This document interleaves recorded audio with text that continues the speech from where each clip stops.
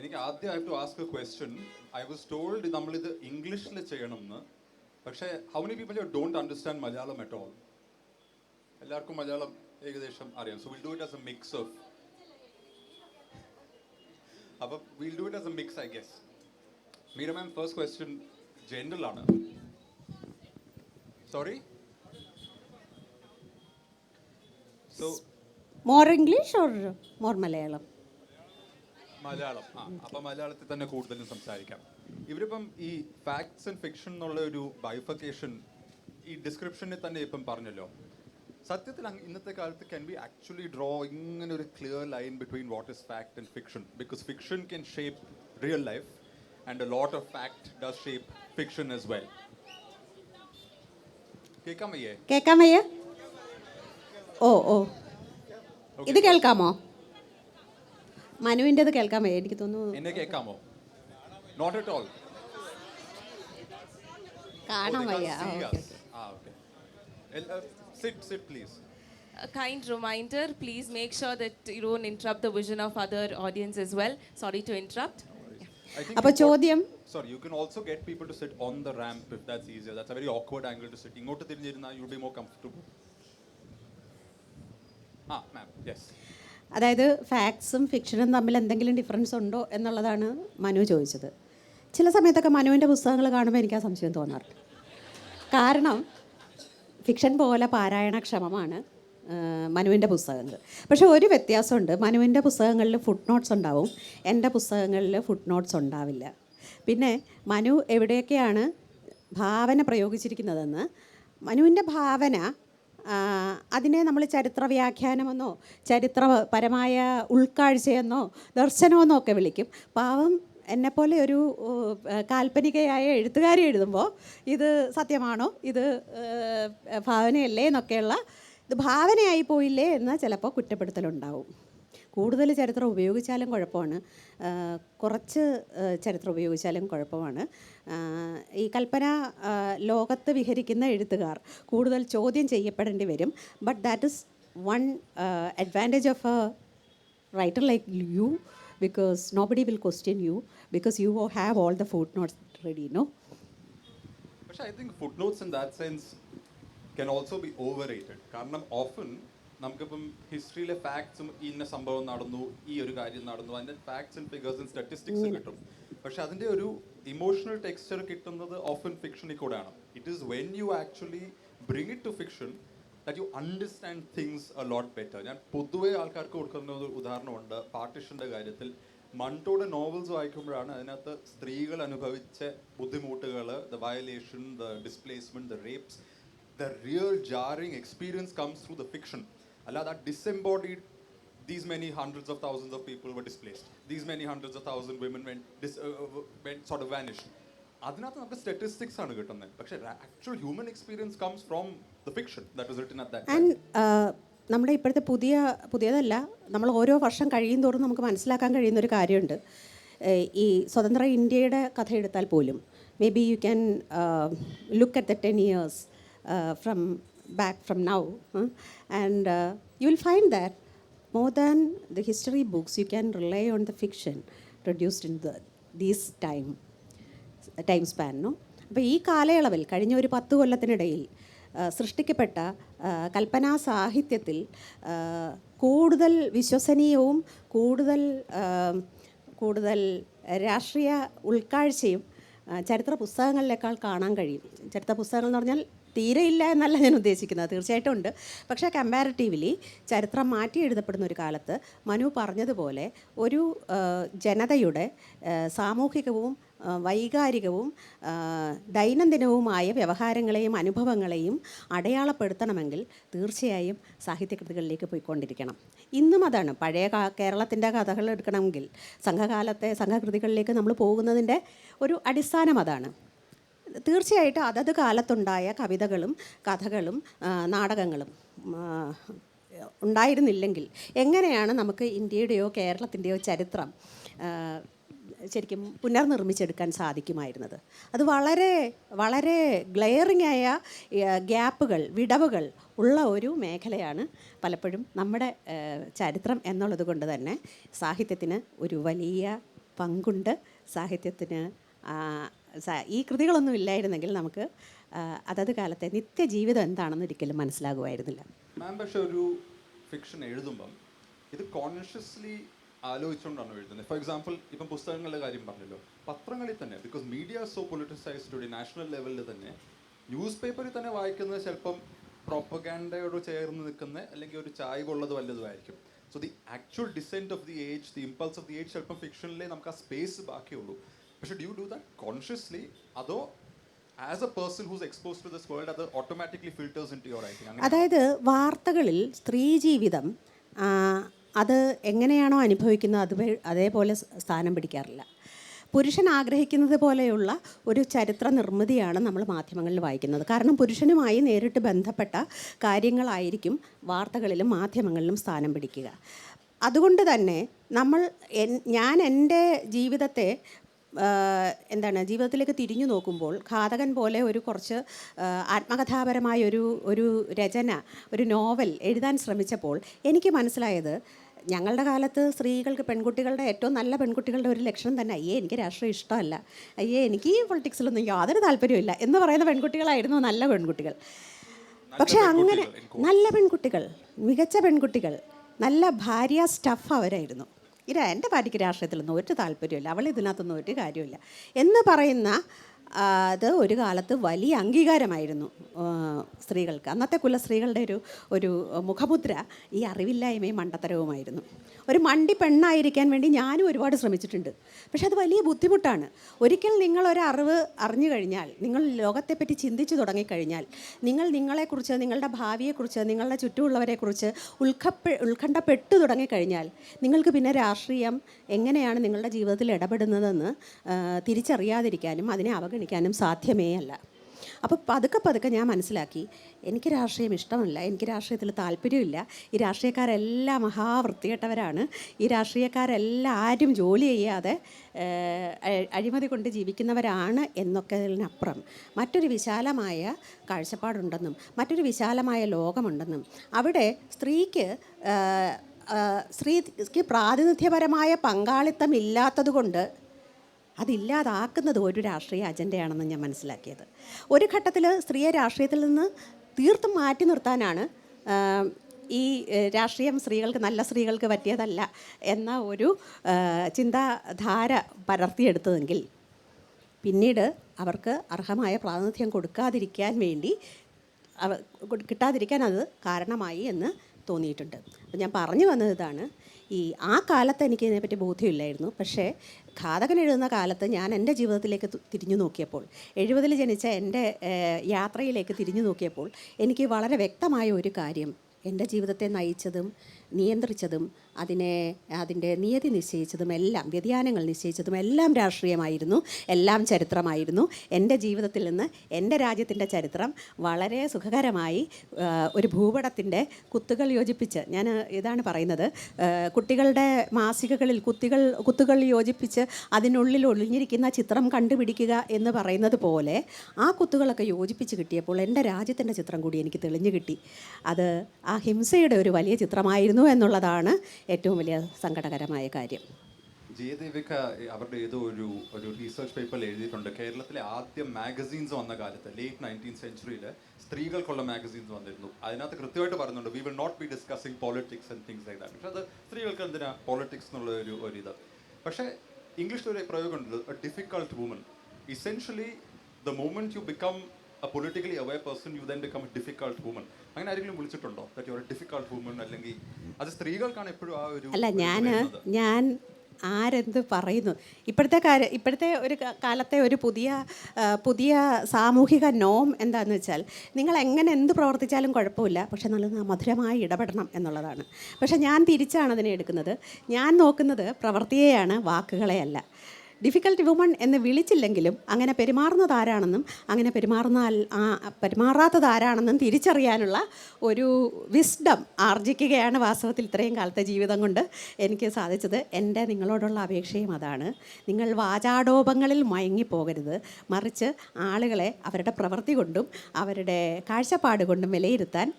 കാഴ്ചപ്പാട് കൊണ്ടെന്ന് പറഞ്ഞാൽ അവർ പറയുന്ന കാഴ്ചപ്പാടല്ല, എങ്ങനെയാണവർ അവരവരുടെ നിത്യജീവിതത്തിൽ ഓരോ നിമിഷത്തെയും ഇടപെടലിൽ ജീവിതത്തിൽ അത് പ്രായോഗികമാക്കുന്നത് എന്ന് തിരിച്ചറിഞ്ഞ് വേണം വിലയിരുത്താൻ എന്നുള്ളത് മാത്രമാണ്.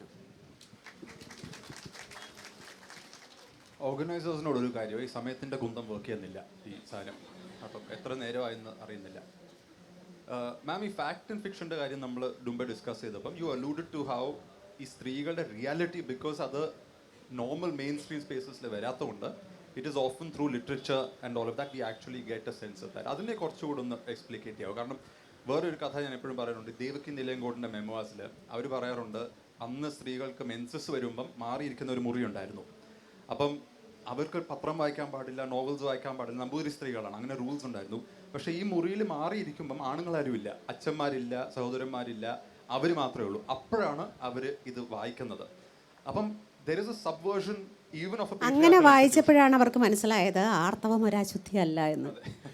അപ്പോൾ ചിലപ്പോഴൊക്കെ നമ്മൾ കുഴിയിലിട്ടിട്ട് നമ്മളെ എറിയുന്ന കല്ലുകൾ കൊണ്ട് നമുക്ക് കുഴിയിൽ നിന്ന് പുറത്തേക്ക് കടക്കാനുള്ള നടക്കല്ല് ഉണ്ടാക്കാമെന്നുള്ളതിൻ്റെ ഒരു തെളിവാണത്. അതപ്പോൾ ഒരു കോൺഷ്യസ് ആയിട്ട് I want people to know this എന്നാണോ നമ്മൾ ലിറ്ററേച്ചറിൽ വരുന്നത്, അതോ അത് ഇറ്റ് ഫിൽറ്റേഴ്സ് ഡൗൺ ഞാൻ മുമ്പ് ചോദിച്ച പോലെ? അല്ല, മനു ചോദിക്കുന്നത് ഞാൻ മനഃപൂർവ്വമായി അത് ഫിക്ഷനിലേക്ക് കൊണ്ടുവരികയാണോ എന്നുള്ളതാണ്. അതിൻ്റെ ആവശ്യം വരാറില്ല. കാരണം വളരെ സത്യസന്ധമായി, വളരെ ആത്മാർത്ഥമായി, ഹൃദയത്തിൽ നിന്ന് വളരെ ജെനുവിനായിട്ട് നമ്മൾ എഴുതുമ്പോൾ, വീണ്ടും ഞാൻ ആ പഴയ കഥയിലേക്ക് പോവുകയാണ്. ഒരു കുട്ടിക്ക് മനുഷ്യൻ്റെ ഭാഗങ്ങൾ കൃത്യമായി, ഒരു മനുഷ്യൻ്റെ കീറിപ്പോയ ചിത്രം ഭൂപടം കൂട്ടിയൊട്ടിക്കാൻ കഴിയാതിരുന്നപ്പോൾ അച്ഛനത് മറിച്ച് കാണിച്ചു കൊടുത്തു. ഇപ്പുറത്തൊരു മനുഷ്യൻ്റെ ചിത്രം ഉണ്ടായിരുന്നു, അത് കൃത്യമായിട്ട് കൂട്ടി യോജിപ്പിച്ച് കഴിഞ്ഞാൽ ഭൂപടത്തിൻ്റെ ചിത്രവും കിട്ടുമെന്ന്. നമ്മളത് പലപ്പോഴും മറന്നുപോകും. അത് സത്യത്തിൽ ഗാന്ധിജി പറഞ്ഞ ഒരു സംഗതിയാണ്. എൻ്റെ രാജ്യമെന്ന് പറഞ്ഞാൽ അത് ഞാൻ എപ്പോഴും ഉദ്ധരിക്കുന്ന ഒരു കഥയാണ്. അതായത് മൗണ്ട് ബാറ്റൻ അദ്ദേഹത്തെ കാണാൻ വരുമ്പോൾ, ഗവർണർ ജനറൽ ആയിരുന്ന സമയത്ത് വരുമ്പോൾ, ഇന്ത്യക്ക് സ്വാതന്ത്ര്യം കിട്ടുന്ന ദിവസങ്ങളാണ്, കിട്ടിക്കഴിഞ്ഞതിൻ്റെ തൊട്ട് അടുത്ത ദിവസങ്ങളിലാണ്. ഗാന്ധിജി കുറച്ച് ഗ്രാമീണരോടൊപ്പം ചിലവഴിക്കുകയാണ്.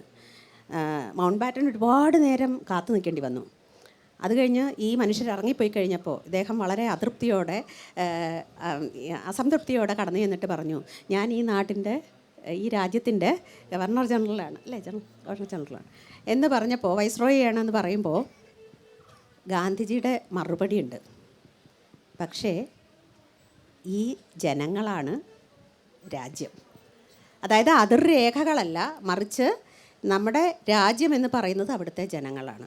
അതുപോലെ തന്നെ ഒരു ഇൻഡിവിജ്വലിൻ്റെ, കുറേ ഇൻഡിവിജ്വൽസിൻ്റെ, അത് വ്യക്തികളുടെ ജീവചരിത്രമാണ്, ജീവിതാനുഭവങ്ങളാണ് അതത് രാജ്യത്തിൻ്റെ രാഷ്ട്രീയത്തെയും സാമൂഹ്യത്തെയും പിന്നീട് നമ്മൾ ചരിത്രമായി പഠിച്ചെടുക്കുന്നത്.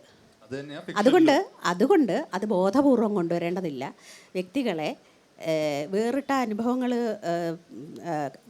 സ്വീകരിക്കേണ്ടി വരുന്ന, അല്ലെങ്കിൽ അനുഭവങ്ങളിലൂടെ കടന്നു പോകേണ്ട വ്യക്തികളെ നിങ്ങൾ പിന്തുടരുമ്പോൾ നമ്മൾ രാജ്യത്തിൻ്റെ ഒരറ്റത്ത് നിന്ന് മറ്റത്തേക്ക് അതിൻ്റെ ചരിത്രത്തിലൂടെ, അതിൻ്റെ സാമൂഹിക പരിണാമത്തിലൂടെ സഞ്ചരിക്കുന്ന ഒരു അനുഭവം കിട്ടുമെന്നാണ് എഴുത്തുകാരി എന്ന നിലയിൽ എൻ്റെ അനുഭവം. നമ്മൾ സ്ത്രീകളുടെ കാര്യം സംസാരിക്കുന്നുണ്ട്. ഈ കഴിഞ്ഞ ഒരു മാസത്തിൽ കേരളത്തിൽ 2 സംഭവങ്ങൾ നടന്നു. ഒന്ന്, ഒരു കാര്യം പറഞ്ഞോട്ടെ, ഞാൻ പക്ഷേ കോൺഷ്യസ് ആയിട്ട് ചെയ്യുന്ന ഒരു കാര്യമുണ്ട്. അത് ഒരു സ്ത്രീയെ കേന്ദ്ര കഥാപാത്രമാക്കി എഴുതുക എന്നുള്ളതാണ്. അത് ഞാൻ ഉപേക്ഷിക്കാൻ നിശ്ചയിച്ചിട്ടില്ല. കാരണം ഒരു 3-4 കഥകൾ, പുസ്തകങ്ങൾ, നോവലുകൾ സ്ത്രീ കേന്ദ്രീകൃതമായി എഴുതി കഴിഞ്ഞപ്പോൾ വലിയ ഒരു പ്രതിഷേധം എൻ്റെ പുരുഷന്മാരായ വായനക്കാർ പ്രകടിപ്പിക്കുകയുണ്ടായി. അത് നിങ്ങൾ സ്ത്രീകളെക്കുറിച്ച് മാത്രമേ എഴുതുകയുള്ളൂ. അതായത് ചരിത്രാതീത കാലം മുതൽ, ഈ പറഞ്ഞ നമ്മൾ എഴുത്ത് പഠിച്ച കാലം മുതലുള്ള എല്ലാ കഥകളിലെ നായകന്മാർ പുരുഷന്മാരാണ്. അവരുടെ വീരാപവാദങ്ങളാണ് നമ്മൾ ഇതുവരെ വാഴ്ത്തിക്കൊണ്ടിരിക്കുന്നത്. എന്നിട്ട് ഒരു സ്ത്രീ നായികയായിട്ട് വരുന്ന കഥ കാണുമ്പോൾ അയ്യോ ഇത് കൂടുതലായിപ്പോൾ, ഒരെണ്ണം കൂടെ വരുമ്പോഴത്തേക്ക് ഒരെണ്ണമൊക്കെ സഹിക്കാം, ഇതെല്ലാം ഇങ്ങനെയാണ്, ഇത് ആണുങ്ങൾക്കെതിരെയുള്ള വിദ്വേഷമാണ് ഇതിൽ കാണുന്നത് എന്ന് പറയുന്നതിൻ്റെ ഒരു ഇതിനെപ്പറ്റി ചിന്തിച്ചിട്ടുണ്ടോ Manu? മോശക്കാര്യമാണോ? Because sometimes I think it is important to have വിദ്വേഷത്തിൻ്റെ ആവശ്യമില്ല. ഞാനത് വിദ്വേഷത്തെ ഒരു തരത്തിലുള്ള വിദ്വേഷത്തെ ന്യായീകരിക്കുന്ന ഒരാളല്ല. ഏതെങ്കിലും സംഗതിയോട് നമുക്ക് വിദ്വേഷം ഉണ്ടാവണമെങ്കിൽ അത് ആ വിദ്വേഷം എന്ന് പറയുന്ന മാനസികാവസ്ഥയോടാണ്. നിങ്ങളുടെ വിദ്വേഷം ഉണ്ടാകുന്ന ഒരവസ്ഥ എന്ന് പറയുന്നത് പലപ്പോഴും ഈ മൂല്യങ്ങൾ തമ്മിലുള്ള സംഘർഷത്തിൽ നിന്നാണ്. ആ മൂല്യങ്ങളിൽ നമ്മൾ ഉറച്ചു നിൽക്കുമ്പോൾ അടുത്ത പടി എന്ന് പറയുന്നത് ഈ ആ ആളിനെ കൂടി സ്നേഹിക്കലാണ് എന്നുള്ളതാണ്. ഇത് കലാച്ചി എന്ന നോവലിൽ ഞാനൊരു ദർവീഷിൻ്റെ കഥയിലൂടെ പറയുന്നുണ്ട്. ആ ആൾ കൃഷി ചെയ്യാൻ ശ്രമിക്കുന്നു. അപ്പോൾ അദ്ദേഹം ദർവീഷിനോട് പറഞ്ഞു, ഞാൻ തോട്ടത്തിൽ ഒരുപാട് ചെടികൾ നടുന്നു, പക്ഷേ എല്ലാം കളകളാണ് പിടിച്ചു വരുന്നത്, എത്ര പറിച്ച് കളഞ്ഞിട്ടും മാറുന്നില്ല, ഇതിനെന്താണ് മാർഗം എന്ന് ചോദിച്ചപ്പോൾ ദർവീഷ് പറയുന്ന ഒരു ഉത്തരവുണ്ട്, കളകളെയും സ്നേഹിക്കുക. അതാണ് കളകളെ നേരിടാനും നിയന്ത്രിക്കാനുമുള്ള മാർഗം എന്ന്. അപ്പോൾ ആ ഒരു അപരത്വം എന്ന് പറയുന്ന സംഗതിയെ നമ്മൾ മറികടക്കേണ്ടതുണ്ട്. അതേസമയം അത് വിദ്വേഷമല്ല എന്നും തിരിച്ചറിയേണ്ടതുണ്ട്. നിങ്ങളുടെ പ്രിവിലേജ് അത് പ്രിവിലേജാണ് എന്ന് പറയുമ്പോൾ അതെങ്ങനെ വിദ്വേഷമാകുന്നത്? ആ പ്രിവിലേജ് മറ്റൊരാളിൻ്റെ വളരെ അടിസ്ഥാനപരമായ മൗലികാവകാശങ്ങളുടെ കവർച്ചയാണ് എന്ന് സത്യം പറയുമ്പോൾ എന്തിനാണ് വിദ്വേഷമായി വ്യാഖ്യാനിക്കുന്നത്? ഒരു പ്രിവിലേജ് അനുഭവിക്കുന്ന ഓരോ ആളും മറ്റൊരാളുടെ ഏതൊക്കെയോ അവകാശങ്ങളെ തടയുകയും തകർക്കുകയും ആ ആളിനെ ആത്മവിശ്വാസം തകർക്കുകയും ചെയ്യുന്നുണ്ട് എന്ന് മാത്രമാണ് ഓർമ്മിക്കാനുള്ളത്. അതിനി പറഞ്ഞുകൊണ്ടേ ഇരിക്കേണ്ടി വരും, കുറേ കാലം കൂടെ പറഞ്ഞുകൊണ്ടിരിക്കേണ്ടി വരും. അടുത്ത തലമുറ അത് കൃത്യമായി സാധിച്ചെടുക്കുക തന്നെ ചെയ്യുമെന്നുള്ളതാണ് എൻ്റെ പ്രതീക്ഷ. നമ്മൾ കേരളത്തിലിരിക്കുന്നതുകൊണ്ട് ചോദിക്കുക, ഈ കഴിഞ്ഞ ആഴ്ച സുനിത വില്യംസ് കോഴിക്കോട്ട് വന്നായിരുന്നു. അപ്പം I was in conversation for the last session. ഭയങ്കര ജനക്കൂട്ടം. അവരൊക്കെ പറയുന്നുണ്ടായിരുന്നു കമൽഹാസനും മമ്മൂട്ടി ഒന്നും വരാതെ ഈ ഒരു സ്പേസിൽ പോയ സയൻസിൻ്റെ ഈ ഒരു ദിസ് വുമൺ ഓഫ് സയൻസിനെ കാണാൻ വേണ്ടി ഫുൾ കോഴിക്കോട് ഇറങ്ങി വന്നെന്നാണ് പറയുന്നത്. പക്ഷേ ഈ സെയിം കഴിഞ്ഞ മാസത്തിൽ there was that incident in the bus. ആ കുട്ടിയെ ജയിലിൽ പിടിച്ചു. ഒരുപാട് ഇൻ്റർനെറ്റിൽ അതിനെപ്പറ്റി കുറേ ഡിസ്കഷൻസ്. ഈ കേരളം എപ്പോഴും കുറച്ചൊരു കണൻഡ്രമാണ് എനിക്ക്. കാരണം ഒരു സൈഡിൽ നിന്ന് എസ്പെഷ്യലി സ്ത്രീകളുടെ കാര്യത്തൊക്കെ യു ഹാവ് പ്രോഗ്രസീവ് ഇമ്പൾസസ്, ഒരു പ്രോഗ്രസീവ് ട്രഡീഷൻ. ഒരു പ്രോഗ്രസീവ് ഇമ്പൾസും ഇല്ല മനു.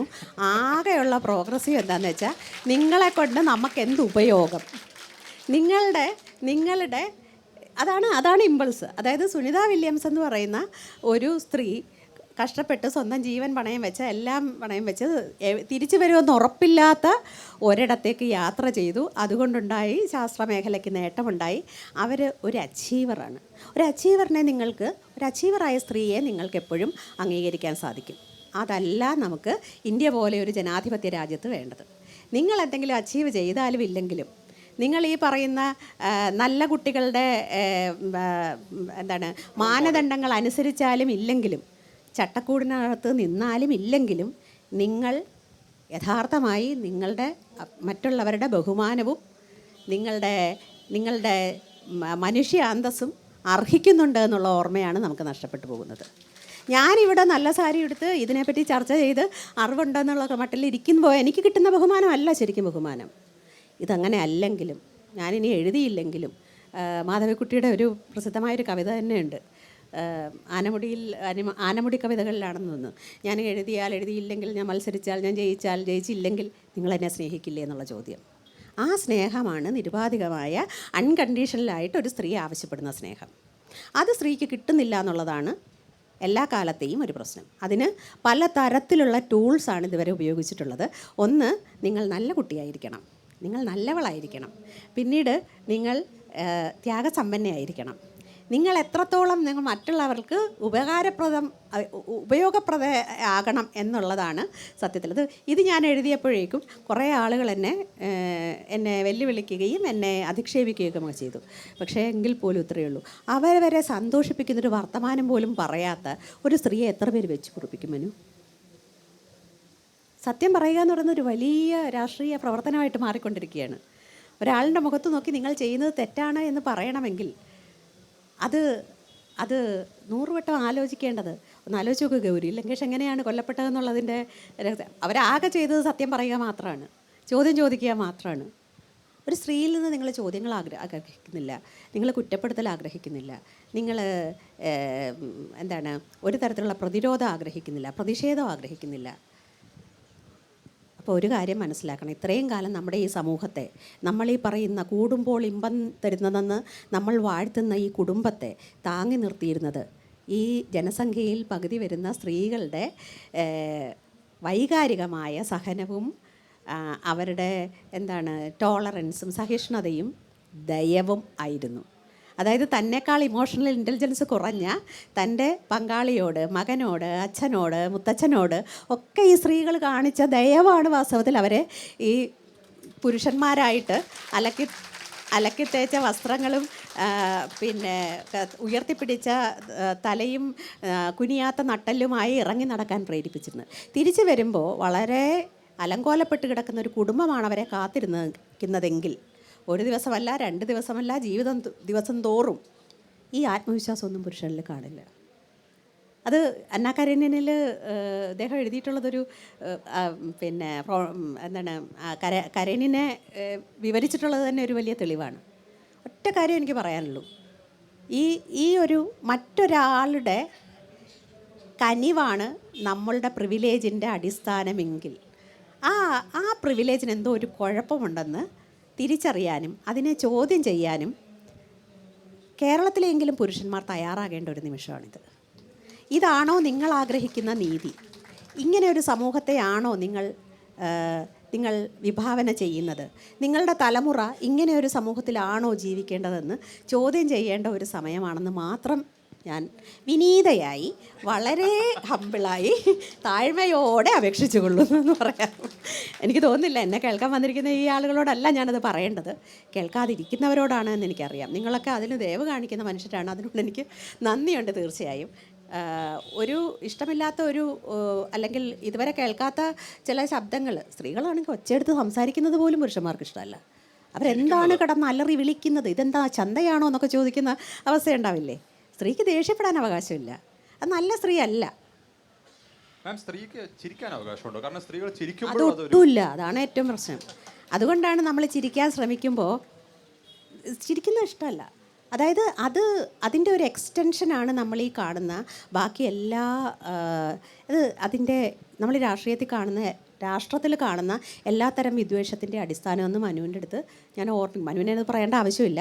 പ്രത്യേകിച്ചും ഒന്ന് ആലോചിച്ച് നോക്കൂ, നമ്മളെക്കാൾ കഴിവ് കുറഞ്ഞവരോ ശക്തി കുറഞ്ഞവരോ പദവി കുറഞ്ഞവരോ ആയ മനുഷ്യർ നമുക്ക് മുമ്പിൽ അർമാദിക്കുന്നത് എത്ര പേർക്ക് ഇഷ്ടമാണ്? അപ്പോൾ വീട്ടിലെ ഒരു സ്ത്രീ ഭയങ്കരമായിട്ട് ഉറച്ചത്തിൽ ചിരിച്ച് മറിയുന്നത് ഈ പുരുഷൻ ഇഷ്ടമില്ലാത്തത് ആ സന്തോഷത്തിൽ അയാൾക്കൊരു ഏജൻസി ഇല്ലാത്തതുകൊണ്ടാണ്, അയാൾക്ക് അതിന് മേലൊരു നിയന്ത്രണമില്ലാത്തത് കൊണ്ടാണ്. ആരാച്ചാരിൽ അങ്ങനെ ഒരു സ്ത്രീയെ പറ്റി ഞാൻ എഴുതുന്നുണ്ട്. അതായത് അവരൊരു ദിവസം സ്വയം പുഞ്ചിരിക്കാൻ തുടങ്ങി, തന്നോട് തന്നെ മന്ദഹസിക്കാൻ തുടങ്ങി. അത് ആ കുടുംബ ബന്ധത്തിൻ്റെ തകർച്ചയിൽ, കാരണം എല്ലാവർക്കും അറിയണം എന്തിനാണ് ഈ സ്ത്രീ മന്ദഹസിക്കുന്നത്, എന്തോർത്താണ് ഈ സ്ത്രീ ഊറിച്ചിരിക്കുന്നത്. Why she smiling, what happy memories are she hiding within her? ഇതൊരു വലിയ ക്വസ്റ്റ്യനാണ്. ഈ രഹസ്യം അറിയാതെ, സ്ത്രീയുടെ മനസ്സിലെ ഈ രഹസ്യം അറിയാതെ ഒരു സമാധാനം അവളുടെ ചുറ്റും ജീവിക്കുന്നവർക്കില്ല. അവളുടെ രഹസ്യങ്ങൾ എങ്ങനെയെങ്കിലും, അവളൊരു തുറന്ന പുസ്തകമായിരിക്കണം, വായിക്കാവുന്ന വെളുത്ത കടലാസ് താളായിരിക്കണം, അതിലൊന്നും എഴുതാൻ പാടില്ല എന്നുള്ളതാണ് അത്. പക്ഷെ അങ്ങനെയല്ല സ്ത്രീകളെന്ന് തിരിച്ചറിഞ്ഞ ഒരു സമയം മുതൽ എവിടെയോ ഒരു ചെറിയൊരു ഇളക്കം, എന്തോ ഒരു ആത്മവിശ്വാസക്കുറവ് പൊതുവെ ഒരു പാട്രിയാർക്കൽ ഹൃദയങ്ങളിൽ ഉണ്ടായിട്ടുണ്ട്. അതുകൊണ്ടാണ് അവർ സ്വതന്ത്രരായി നടക്കുന്ന പെൺകുട്ടികളെ ഭയങ്കരമായിട്ട് ആക്രമിക്കുന്നതെന്ന് എനിക്ക് തോന്നുന്നു. ഇത് നാഷണൽ ലെവലിൽ തന്നെ we are living in a very hyper masculine period. ട്രംപിൻ്റെ ഒരു റിട്ടോറിക് ആണെങ്കിലും ഡൽഹിയിലെ മോദിയുടെ റിട്ടോറിക് ആണെങ്കിലും എപ്പോഴും ഒരു 56 inch ചെസ്റ്റ്, ഒരു ഹൈപ്പർ മാസ്കുലിൻ ഈറ. മനുവിനെ പോലെ ഇത്രയും ആരാധകരുള്ള ഒരു writer, we shouldn't be living in such a hyper. Exactly. അങ്ങനെ പറയണം. We are living എന്ന് പറയരുത്. അല്ല, we are living in a hyper masculine era. We shouldn't be എന്ന് പറയണം. അതാണ് ആ verb അവിടെ വേണ്ടത്. അല്ല, the reason I'm coming is to you, which is that the അത് writing എന്റെ ചുമതലയല്ല മനു. ചുമതലയല്ല, പക്ഷേ your writing is essentially also question mark on a hyper masculine era, അല്ലേ? Because we are living in a hyper masculine era. അതിനെയും കൂടെ threaten ചെയ്യുന്ന ഒരു writing ആണ് സ്ത്രീയുടെ റൈറ്റിംഗ്. അതാണ് ഞാൻ പറഞ്ഞത്, ഇത്ര നമ്മൾ പറഞ്ഞതാണല്ലോ. എൻ്റെ പരാതി ഇതല്ല. നിങ്ങളെപ്പോലെയുള്ള ആളുകൾ ശ്രദ്ധിക്കുന്ന, ആളുകൾക്ക് ഇഷ്ടമുള്ള എഴുത്തുകാരും കവികളും ചരിത്രകാരന്മാരുമൊക്കെ വി ഷുഡിൻ ബി ലിവിങ് എന്ന് പറഞ്ഞുകൊണ്ടേ ഇരുന്നാൽ മാത്രമേ കുറച്ച് ആളുകളൊക്കെ അത് ശ്രദ്ധിക്കൂ. എപ്പോഴും പുരുഷൻ്റെ വാക്കിനാണ് ഈ മെജോറിറ്റി ശ്രദ്ധ കൊടുക്കുന്നത്. കാരണം ഇത് ഞാൻ നേരത്തെ പറഞ്ഞു വന്നതിൻ്റെ ഒരു സംഗതിയും കൂടെ പറയാം. ഈ സ്ത്രീയോടുള്ള വിദ്വേഷം നമ്മൾ ന്യൂനപക്ഷങ്ങളോടും എല്ലാത്തരം ക്യൂർ വ്യക്തികളോടും ജീവിതങ്ങളോടും കാണിക്കുന്നതിൻ്റെ ഒരു കാരണം അതാണ്. നമ്മളെക്കാൾ, അതായത് നമ്മൾ വിചാരിക്കുന്ന ഒരു നോർമൽ മനുഷ്യൻ എന്ന് വിചാരിക്കുന്നവരെക്കാൾ കുറഞ്ഞ മനുഷ്യർ ആരും നമ്മളെക്കാൾ സന്തോഷിച്ച് കൂടാ എന്നുള്ള ഒരു ശാഠ്യം കൊണ്ടാണ്. ഈ ഹൈപ്പർ മാസ്കുലിൻ ആകുന്നത് അതിനെ മറികടക്കാനാണ്. ശരിക്കും അവർ യഥാർത്ഥമായ സന്തോഷം അനുഭവിക്കുന്നതേയില്ല. അവർക്ക് യഥാർത്ഥമായ ഫ്രീഡം എന്താണെന്ന് അറിയില്ല. അവർക്ക് ലിബർട്ടിയുടെ അങ്ങേയറ്റത്തെ ഒരു അനുഭവമില്ല. അവർക്ക് ഇറങ്ങി നടക്കാൻ സ്വാതന്ത്ര്യമുണ്ട്, പക്ഷേ ഉള്ളിൽ അവർ ലിബർട്ടി അനുഭവിക്കുന്നില്ല. അവർ ലിബറേറ്റഡ് ആകുന്നില്ല. അത് വീട്ടിനകത്തിരുന്നു കൊണ്ട് ഏറ്റവും വലിയ 4 ചുവരുകൾക്കുള്ളിലിരുന്നു കൊണ്ട് ഒരു സ്ത്രീ ലിബറേറ്റഡ് ആകാൻ സാധിക്കുമെങ്കിൽ അതെങ്ങനെ ആ ഹൈപ്പർ മാസ്കുലിൻ മനസ്സിന് അതിനെ പ്രതിരോധിക്കാൻ കഴിയുമെന്നുള്ളതാണ് അവരെ അലട്ടുന്ന ചോദ്യം. ഈ കുട്ടികളൊക്കെ, ഇവരുടെ പ്രായത്തിലുള്ള കുട്ടികളൊക്കെ അതും കടന്ന് നേരെ നിരത്തിലേക്ക് ഇറങ്ങി ഞങ്ങളുടെ അവകാശമാണെന്ന് ചോദിക്കാൻ തുടങ്ങി. ഇത് നീതിയാണോ എന്ന് ചോദിക്കാൻ തുടങ്ങി. ആ ചോദ്യത്തിന് മറുപടി കണ്ടെത്താൻ എത്ര പേർക്ക് കഴിയുമെന്നുള്ളതാണ് ചോദ്യം. അത് മറുപടി ഇല്ലാത്ത സമയത്ത് ഉത്തരം മുട്ടുമ്പോൾ കൊഞ്ഞനം കുത്തുക എന്ന് പറയുന്നത് പോലെ അങ്ങനെ ചോദ്യം ചോദിക്കുന്ന സ്ത്രീകളെ വളഞ്ഞിട്ട് ആക്രമിച്ച് അവരെ നിശബ്ദയാക്കുക എന്നുള്ളതാണ് അതിൻ്റെ ഒരു മോഡസ് ഓപ്പറാൻഡി. പക്ഷേ അതും വിജയിക്കില്ല. കാരണം മുമ്പൊക്കെ എന്നെ ഏറ്റവും കൂടുതൽ അലട്ടിയിരുന്ന ഒരു കാര്യമുണ്ട്. കേരളത്തിലായാലും ഇന്ത്യയിൽ മറ്റ് സംസ്ഥാനങ്ങളിലായാലും ആക്രമിക്കപ്പെടുന്ന ഒരു സ്ത്രീ എപ്പോഴും തനിച്ചാവുകയും അക്രമിക്ക് ഒരു വലിയ സപ്പോർട്ട് സിസ്റ്റം, ഒരു ബാക്കപ്പ് സമൂഹം, ഒരാവാസ വ്യവസ്ഥ ഉണ്ടായി വരികയും ചെയ്യുന്നത് വളരെ പതിവായിരുന്നു. ഈ ആക്രമിക്കപ്പെടുന്ന ആളുകളുടെ, അതായത് ശക്തി കുറഞ്ഞവരുടെ ഒരു കൂട്ടായ്മ ഒരിക്കലും ഉണ്ടാകാൻ സാധ്യമായിരുന്നില്ല. അവരെല്ലാം ഒറ്റപ്പെട്ട തുരുത്തുകളായിട്ട് നിലകൊള്ളുകയായിരുന്നു. ഇപ്പോൾ അതിനൊരു സാധ്യത തെളിഞ്ഞു വരുന്നുണ്ട്. കുറച്ച് പെൺകുട്ടികൾ, മുറിവേറ്റ പെൺകുട്ടികൾ ഒന്നിച്ച് നിന്ന് ചോദ്യം ചെയ്യാൻ തുടങ്ങിക്കഴിഞ്ഞാൽ, അവർ ഒന്നൊന്നായി ചോദ്യം ചെയ്യാൻ തുടങ്ങിക്കഴിഞ്ഞാൽ എത്ര വലിയ ഹൈപ്പർ മാസ്കുലിനിറ്റിയും തകർന്ന് തരിപ്പണമാകും എന്നുള്ളതാണ് നമുക്ക് മനസ്സിലാക്കേണ്ടത്. അതുകൊണ്ട് എനിക്ക് നിങ്ങളോട് ആകെ ഒരു അപേക്ഷ മാത്രമേ ഉള്ളൂ. ഈ സിസ്റ്റർഹുഡിനെ നിങ്ങൾ ഒരിക്കലും കൈവിടരുത്. ഈ വല ഭേദിക്കണമെങ്കിൽ നമ്മൾ ഒന്നിച്ച് പറഞ്ഞേ തീരൂ എന്ന കാര്യം എപ്പോഴും മനസ്സിൽ വെക്കണം. അത് ആ നിഷാദനോടുള്ള ദയവ് കൊണ്ടുകൂടിയാണ്. വലയിൽ പിടിക്കുന്ന പക്ഷികളെ കൊന്നു തിന്നാൻ മാത്രം വിധിക്കപ്പെടുന്ന നിഷാദന് ജീവിതത്തിൽ ഒരിക്കലും ഒരു അഹിംസ അല്ലെങ്കിൽ വയലൻസ് ഇല്ലാത്ത ജെനുവിനായി സ്നേഹിക്കപ്പെടുന്ന ഒരവസ്ഥ അറിയാൻ കഴിയാതെ പോകും. അപ്പോൾ അത് അവരറിയണമെങ്കിൽ തീർച്ചയായും വല ഭേദിക്കാനുള്ള ഒരു സന്നദ്ധതയും ശക്തിയും നമുക്കുണ്ടായേ തീരൂ എന്നാണ് എൻ്റെ എളിയ ജീവിതത്തിൽ എനിക്ക് തോന്നിയിട്ടുള്ളത്. ഇതെല്ലാം വളരെ താഴ്മയോടെയാണ് കേട്ടോ പറയുന്നത്. താഴ്മ ഒരിക്കലും അഹങ്കാരത്തോടെയല്ല. ധാർഷ്ട്യം നമുക്ക് ഇഷ്ടമേ അല്ല. നമ്മൾ എന്തൊക്കെ എഴുതിയാലും എന്തൊക്കെ പറഞ്ഞാലും എങ്ങനെയൊക്കെ ഏതായാലും എന്തൊക്കെ ചെയ്താലും ധാർഷ്ട്യം പാടില്ല. ധാർഷ്ട്യം മലയാളി ഒരിക്കലും സഹിക്കില്ല. മലയാളി മീഡിയോക്രിറ്റി സഹിക്കും, ബുദ്ധിമില്ലായ്മ സഹിക്കും, ക്രൂരത സഹിക്കും, പിന്നെ മനുഷ്യത്വം ഇല്ലായ്മ സഹിക്കും, എന്ത് വൃത്തികേട് സഹിക്കും. പക്ഷെ ധാർഷ്ട്യം അത് മാത്രം പാടില്ല. മാം ഇത് പറഞ്ഞപ്പോൾ ആലോചിക്കുമായിരുന്നു, ഈ എല്ലാത്തിൻ്റെ കോർ വരുന്നത് അൾട്ടിമേറ്റ്ലി എനിക്കൊന്ന് ഫാമിലി ഡൈനാമിക്സിലാണ്. Because ultimately everybody is oppressing somebody. Caste ആണെങ്കിലും പേട്രിയാർക്കി ആണെങ്കിലും ആ പവർ ഡൈനാമിക് ആണ് വരുന്നത്. പക്ഷെ ഇൻ സം വേസ് അതിൻ്റെ റൂട്ട് നമ്മൾ കാണുന്നത് നമ്മുടെ വീടുകളിൽ തന്നെയാണ്, ഫാമിലി തന്നെയാണ്.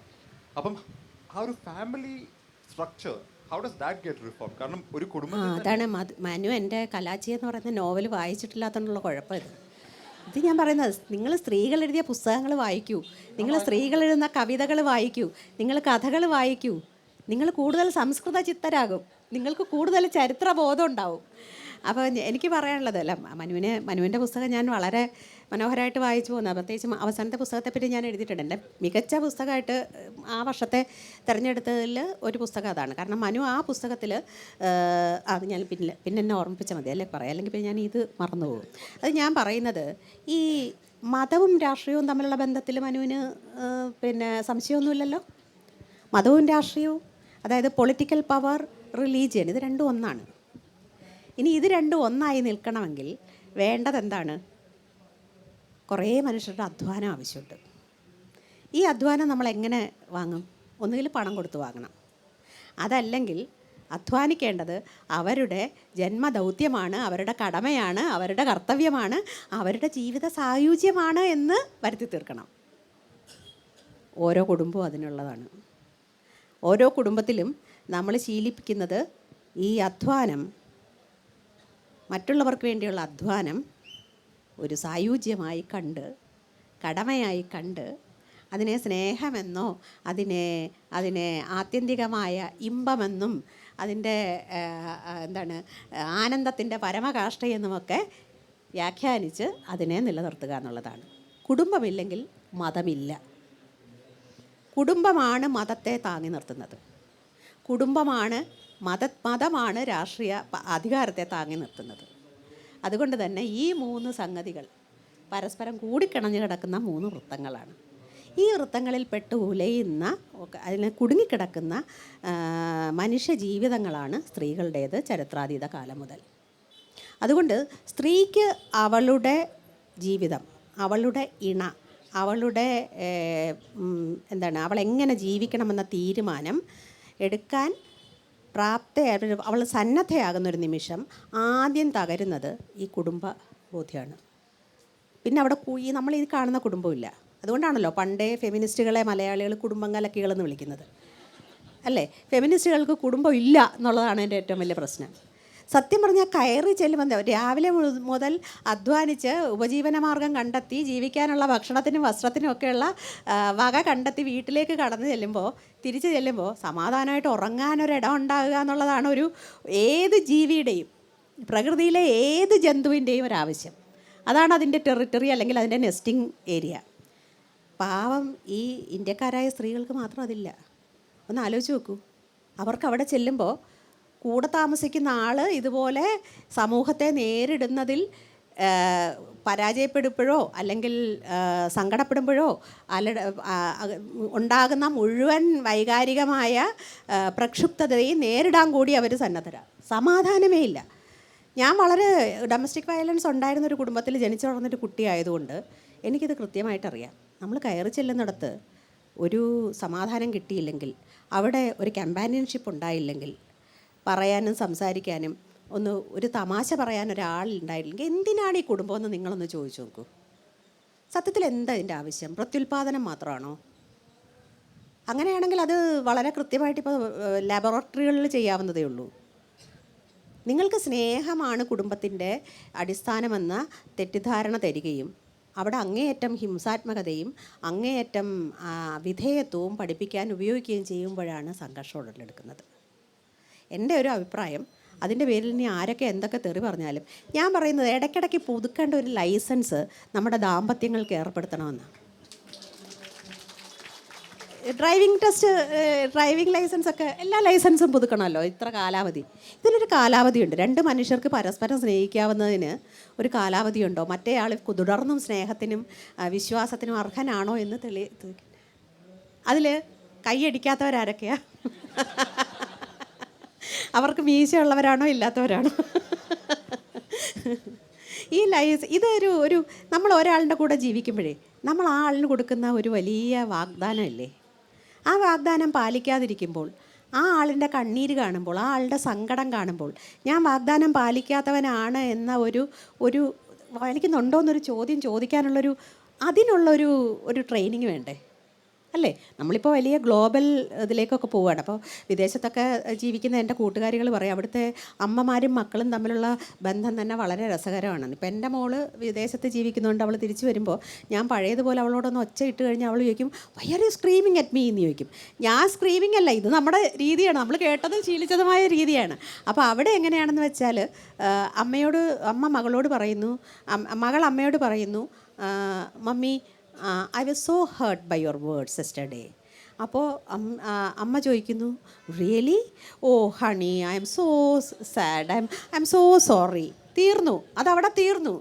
നമുക്ക് അമ്മയോടും അമ്മമാരും മക്കളും തമ്മിൽ മാന്യമായിട്ട് സംസാരിക്കാൻ പോലും അറിഞ്ഞിട്ടില്ല. എനിക്ക് എൻ്റെ ഭർത്താവിൻ്റെ അമ്മയെക്കുറിച്ച് അടുത്ത് കാണുമ്പോൾ എനിക്ക് തോന്നിയിട്ടുള്ളൊരു കാര്യമുണ്ട്. ഈ മക്കളെ ഏറ്റവും കൂടുതൽ ബഹുമാനത്തോടെ സമീപിച്ചിരുന്നൊരു അമ്മയായിരുന്നു. അമ്മ അതുപോലെ തന്നെയാണ്. ആ അമ്മ ഒരിക്കലും എടാ പോടാ നീ അങ്ങനെ വഴക്കൊന്നും പറയില്ല, പക്ഷേ ഭയങ്കര പേരല്ലാതെ വിളിക്കില്ല. പക്ഷെ വളരെ അവരുടേത് ഒരു വളരെ ഫോമലായ ഒരു ഇടപെടലായിരുന്നു. അതിനൊരു വലിയൊരു സെൽഫ് എസ്റ്റീം വളർത്താൻ അത് വളരെ ഇമ്പോർട്ടൻ്റ് ആണെന്ന് എനിക്ക് തോന്നിയിട്ടുണ്ട്. നമ്മളൊക്കെ സെൽഫ് എസ്റ്റീം ഇല്ലാത്തവരായി ജീവിക്കാനാണ് നമ്മളെ കുടുംബങ്ങളിൽ പലപ്പോഴും പഠിപ്പിക്കുന്നതെന്നുള്ളത് ഈ സമൂഹത്തിൻ്റെ പിന്നോട്ടടിയിൽ വലിയ പങ്ക് വഹിക്കുന്നു എന്ന് ഞാൻ വിചാരിച്ചിട്ടുണ്ട്. സത്യത്തിൽ പുരുഷന്മാർക്ക് മേലുള്ള സമൂഹത്തിൻ്റെ വലിയൊരു ഭാരമുണ്ട്. അവർ നിലവിലുള്ള വ്യവസ്ഥകൾക്കനുസൃതമായി വലിയ പുരുഷന്മാരായി മഹാപുരുഷന്മാരായി ജീവിക്കണമെന്ന വലിയൊരു നിർബന്ധമാണ്. അതൊരു വലിയ ഭാരമാണ്. സത്യത്തിൽ അവരതിൽ ഞെരിഞ്ഞമരുകയാണ്. ഈ പ്രിവിലേജ് ശരിക്കും ബാധിക്കുന്നത് പുരുഷന്മാരുടെ മാനസികമായ ആരോഗ്യത്തെയാണ്. എത്ര പേർക്ക് 50 വയസ്സ് കഴിഞ്ഞ് സന്തോഷത്തോടെ പൊട്ടിച്ചിരിക്കാൻ കഴിയും? അവർക്കൊരു തമാശ പറയാൻ കഴിയും. അവരുടെ തമാശകൾ മറ്റൊരാളെ വേദനിപ്പിക്കാത്തതാണോ? ശുദ്ധമായ നർമ്മം പറയാൻ എത്ര പേർക്ക് കഴിയും? ഇതൊക്കെ ഒരു ചോദ്യമല്ലേ മനു? ചിന്തിക്കുന്നില്ല? മനുവിന് സ്വന്തം വർഗ്ഗക്കാരെക്കുറിച്ച് ഒരു ആലോചനയില്ല. നമ്മൾ മാമിനോടല്ലേ ചോദ്യം ചോദിക്കുന്നത്. പക്ഷേ ഇപ്പം പറഞ്ഞുകൊണ്ടിരുന്ന വിചാരിക്കണം, ഈ സ്നേഹം എന്നുള്ള കാര്യം, അതൊരു സ്നേഹം നമ്മൾ ക്ലീഷയായിട്ട് കവിതകൾ എഴുതും, ഇതാണ് സ്നേഹം, വളരെ ഒരു സ്വീറ്റ് ഒരു ഇതാണ്. പക്ഷേ it's actually a very subversive force. കാരണം ഒരുപാട് അച്ഛന്മാർ ഒരു ജനറേഷൻ വരെ പിള്ളേരെ എടുത്ത് മടിയിലെടുത്തില്ല. ഇത് സബ്വേഴ്സീവ് ഫോഴ്സ് അല്ല, അത് അങ്ങനെയാണ് വ്യാഖ്യാനിച്ചിരിക്കുന്നത്. ദ വേ വി ഡിഫൈൻ സ്നേഹം ഈസ് ക്വയറ്റ് പ്രോബ്ലമാറ്റിക് എന്ന് എനിക്ക് തോന്നുന്നുണ്ട്. അല്ല, പ്രിസൈസ്ലി ഫോർ ദാറ്റ് റീസൺ സ്നേഹം can be an answer to a lot of these things because people don't know how to സ്നേഹിക്കുക. അതാണ് അതിൻ്റെ ഒരു subversive power, that it can actually be an answer to a lot of these things. പക്ഷേ ma'am വേറെ ഫാമിലിയുടെ കാര്യം നമ്മൾ പറഞ്ഞപ്പം അതിൻ്റെ നെക്സ്റ്റ് ഇത് വരുന്നത് is also sexuality and autonomy over your own body.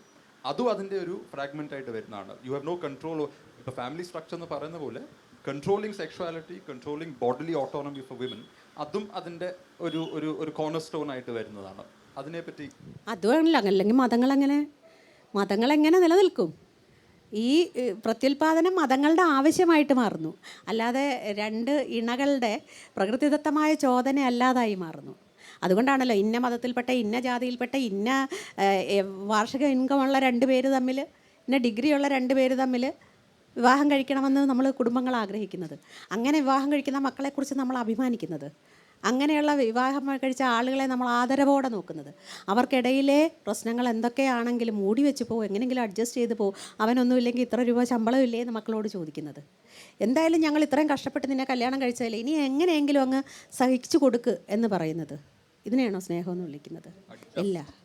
ഇത് ശരിക്കും പറഞ്ഞാൽ അതാണ് ഞാൻ പറയുന്നത്, ഈ പ്രേമം എന്ന് പറയുന്നത് വിധേയത്വത്തിനുള്ള മറ്റൊരു വാക്കാണ് എന്ന് ഞാൻ പറയുന്നത് അതുകൊണ്ടാണ്. പല ആളുകളും ഇങ്ങനെ ഈ ഒരു സമൂഹം പഠിപ്പിക്കുന്ന അതാണ്. മറ്റേയാളിൽ നിന്നുള്ള പൂർണ്ണമായ വിധേയത്വമാണ് സ്നേഹം എന്ന്. സത്യത്തിൽ വിധേയത്വമേ അല്ല സ്നേഹം, പങ്കിടലാണ്, പൂരിപ്പിക്കലാണ്. അതാണ് സ്നേഹം. അത് അമ്മയും മകളും തമ്മിലുള്ളതാണെങ്കിലും, 2 സിബ്ലിങ്സ് തമ്മിലുള്ളതാണെങ്കിലും, 2 സുഹൃത്തുക്കൾ തമ്മിലുള്ളതാണെങ്കിലും അതാണ്. പരസ്പരം കോംപ്ലിമെൻറ്റ് ചെയ്യുക, പരസ്പരം സപ്ലിമെൻറ്റ് ചെയ്യുക, സപ്പോർട്ട് ചെയ്യുക, അതാണ് സ്നേഹം. അല്ലാതെ ഞാൻ പറയുന്നതൊക്കെ അനുസരിക്കണം എന്നുള്ളതല്ല. ഇപ്പം സ്നേഹത്തിൻ്റെ ഒരു ചരിത്രം കൂടെ ഒന്ന് എഴുതും മനു. സ്നേഹം, ഇന്ത്യയിലെ സ്നേഹത്തിൻ്റെ ചരിത്ര പുസ്തകം. അതൊരു ആൺകുട്ടി എഴുതുമ്പോൾ ഇവരെല്ലാം വളരെ സീരിയസ് ആയിട്ട് എടുക്കും. ശരിയാ. ഞാൻ ആക്ച്വലി അത് മാം പറഞ്ഞപ്പോൾ ആലോചിക്കുമായിരുന്നു. എൻ്റെ ആദ്യത്തെ പുസ്തകം വന്നപ്പോൾ ഐ വാസ് ഓൺലി 25. ആ സമയത്ത് ഞാൻ ഒറിജിനലി അതിൻ്റെ ടൈറ്റിൽ ഡോട്ടർ ഓഫ് സംതിങ് എന്തോ ആയിരുന്നു പ്ലാൻ ചെയ്തത്, വർക്കിംഗ് ടൈറ്റിലായിട്ട്. പബ്ലിഷർ പറഞ്ഞു ഡോട്ടർ ഇടണ്ട, കാരണം സ്ത്രീകളെ വായിക്കുള്ളൂ. And now that I think of it, at 25 I agreed and I said okay, I'll go with whatever you're saying. But now I'm thinking that was probably the wrong call. കാരണം അവരുടെ assumption is daughter നിട്ട സ്ത്രീകൾ മാത്രമേ വായിക്കുള്ളൂ, പുരുഷന്മാരെ വായിക്കില്ല. JK rolling Harry Potter, അത് Joan അവരുടെ പേര് ഇട്ടിരുന്നെങ്കിൽ അവരുടെ publishers fear was that കൊച്ചു ആൺകുട്ടികൾ വാങ്ങിക്കില്ല, it will just become a book that girls read. So it's quite funny that ആ ഒരു ഇത് ഇപ്പോഴും എവറി ഇൻഡസ്ട്രിയിൽ ഇറ്റ് സ്റ്റാൻഡ്സ് ഓവർ ദാറ്റ്. പറഞ്ഞത് ശരിയാണ്.